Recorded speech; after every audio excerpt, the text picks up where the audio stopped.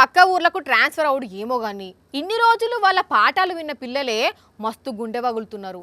ఆదిలాబాద్ నుంచి ఆలంపూర్ దాకా, మెదక్ నుంచి ఖమ్మం దాకా పిల్లలు మొత్తం ఎక్కడికక్కడ సార్లు ట్రాన్స్ఫర్ అవుతుంటే బోరున ఏడుస్తున్నారు. చూస్తున్నాం కదా. అయితే ఇంగో గీ చిన్న చెల్లె చూడుండ్రి.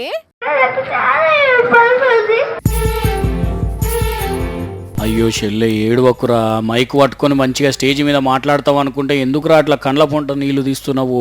జర ఆగు ఆగు, అట్లా ఏడుస్తుంది. సారు ఊకోమన్నా ఊకుంటలేదు కదా, ఎందుకురా అంతగానం బాధపడుతున్నావు?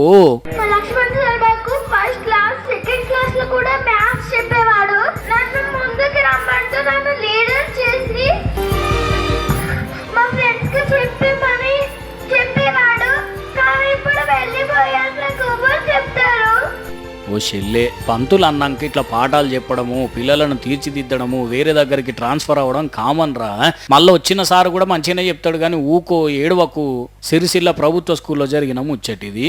ఇక ఈ ముచ్చటి ఇట్లుంటే యాదాద్రి భువనగిరి జిల్లా రామన్నపేట మండల్ లక్ష్మాపురంలో ఉన్న 10 మంది పిల్లలకు 8 మంది పంతులు పాఠాలు చెప్తున్నారు. చెప్పండి మేడం, ఏ తరగతిలో ఎంతమంది పిల్లలు ఉన్నారో? 7th లో 4 మెంబర్స్ ఉన్నారు, 9th లో only 1 girl, 8th and 10th classes లో నీల్ స్టూడెంట్స్ అండి, క్లాసెస్ కూడా లేవు. గది ముచ్చట.